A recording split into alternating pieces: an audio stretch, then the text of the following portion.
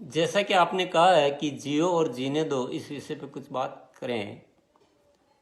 हकीकत में जियो और जीने दो ये सिद्धांत जीवन का सर्वोपरि सिद्धांत है।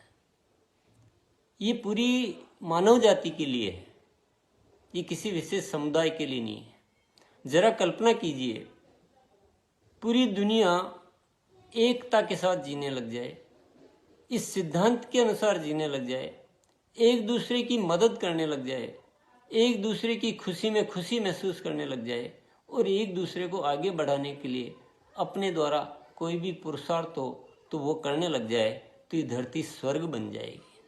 सबको जीवन जीने का मजा आने लग जाएगा। स्वर्ग में जाने के लिए मरने की जरूरत नहीं है। मरने के बाद स्वर्ग नहीं मिलेगा। स्वर्ग तो हमारे विचारों में है, स्वर्ग हमारे जीवन जीने के तरीके में है। पर इस दुनिया में हकीकत में हमने खुद ही इस धरती को नरक बना रखा है। बिना बात के लड़ रहे हैं, भाई भाई से लड़ रहा है, समाज आपस में लड़ रहा है, देश आपस में लड़ रहे हैं। ये पूरी दुनिया लड़ने में अपनी सारी एनर्जी को नष्ट करती जा रही है। हाहाकार मचा रखा है। और अगर हम ये देखेंगे कि लड़ने की वजह क्या है, तो हमें कोई ऐसी तार्किक वजह मिलेगी नहीं। बिना बात के लड़ रहे हैं, लड़ने की आदत हो गई है। ऐसा लग रहा है इंसान को कि मैं लड़ूंगा तो जीतूंगा, पर लड़के कभी इंसान जीतता नहीं है। लड़ने का मतलब ही हार है, और एकता के साथ और प्रेम के साथ जीने का मतलब ही जीत है। और जीत और हार का मतलब ही इंसान समझ में नहीं पा रहा है। तो इसमें दो बातें बहुत महत्वपूर्ण जो हमें समझने की है कि जो लोग इस सिद्धांत को मानते हैं वो इस पर भरोसा करें। भरोसा बहुत जरूरी है।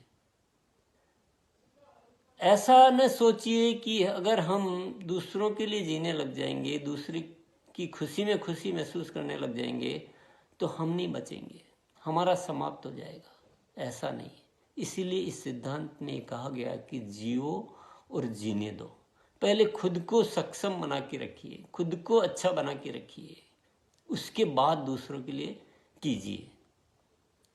और दूसरी जो मुख्य बात है, इस सिद्धांत को सर्वोपरि सिद्धांत में सबसे ऊपर रखना है। हमारी जिंदगी में बहुत सारे सिद्धांत लेकर हम चलते हैं। अगर कोई भी दूसरा ऐसा सिद्धांत जो इस सिद्धांत को चोट पहुंचाता है, तो वह सिद्धांत गलत है। उस सिद्धांत पे अड़े मत रहिए। सबसे पहले प्रेम बहुत जरूरी इस जगत में।